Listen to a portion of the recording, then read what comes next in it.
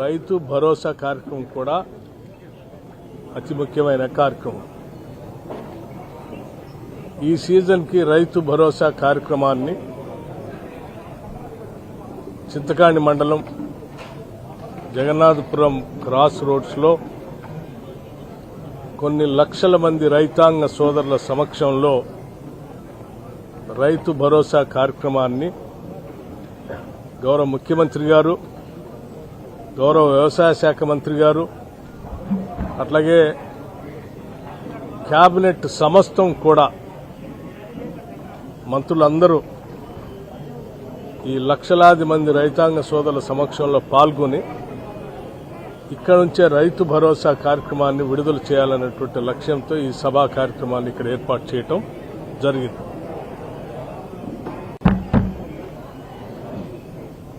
వరుణుడు కూడా రాష్ట్ర ప్రభుత్వం రైతాంగ సోదరుల కోసం తీసుకునేటువంటి కార్యక్రమాలకు మెచ్చి ఆయన కూడా ముందే ఆశీర్వదించాడు.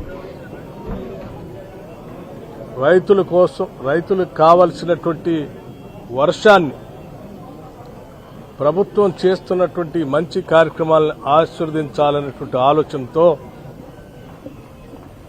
ఆ వరుణదేవుడు కూడా ముందే ఆశీర్వదించాడు.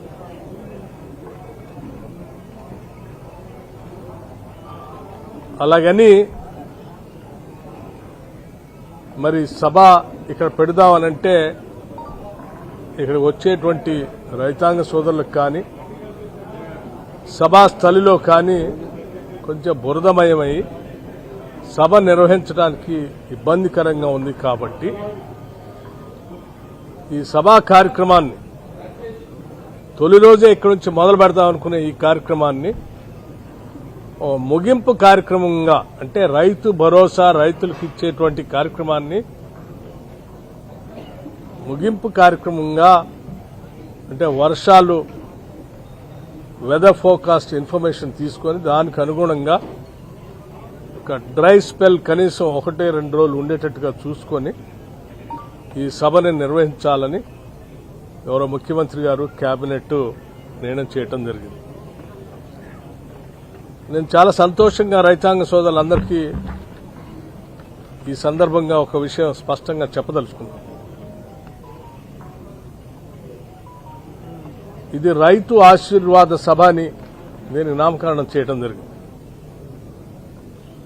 ఇక్కడ నుంచి మొదలు పెడతామనుకున్నది పూర్తి చేసిన తర్వాత ఇంకా ఆశీర్వదించడం ఇంకా ఎక్కువగా గట్టిగా ఉంటుందనే ఆలోచనతో పూర్తి చేసి మీ అందరి ఆశీర్వచనం తీసుకోవటానికి భారీగా ఈ బహిరంగ సభ జరుగుతుంది. డేటు ఎప్పుడని మీరు అడుగుతుండొచ్చు.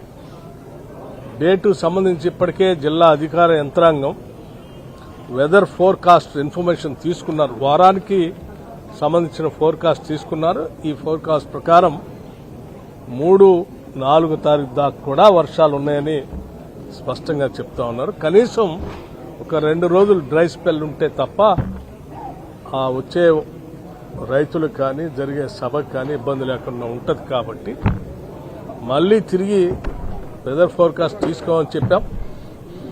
మళ్ళీ ఒక వారానికి సమాచారం వస్తుంది. కాబట్టి అది 6, 7, 8 తారీఖులు అనే దాన్ని బట్టి ఇక్కడ సభ జరుగుతుంది.